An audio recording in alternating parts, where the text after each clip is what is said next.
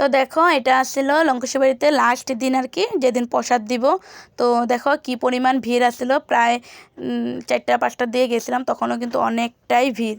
তো আমি ছোটোর থেকে বড় হয়েছি, কোনো দিনও মানে এরকম ভিড় আমি কোনো দিনও লঙ্কেশ্বর বাড়ি মন্দিরে সত্যি দেখি নাই। তো যাই না এত ভিড়। তো যাই হোক সবাই আইসে অনেক দূর দূর থেকে। তো আমরা কিন্তু ঠেলা ধাক্কা করে ঢুকলাম, 1-2বার ঢুকছি, আমি কিন্তু প্রসাদ এখানে ঢুকতে পারি নাই।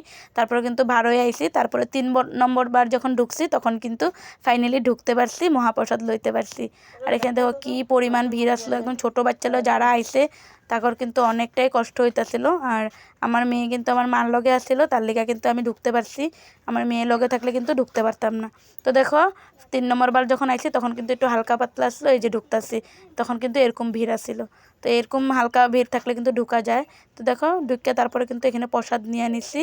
আর এখানে দেখো প্রসাদ সবাই নিয়ে নিছে, প্রসাদটা কিন্তু খুব টেস্ট আসছিল। তো তোমরা কে কে আইছো লঙ্কেশ্বর মন্দিরে প্রসাদ খাইতে কইবা, ওখানে লিগা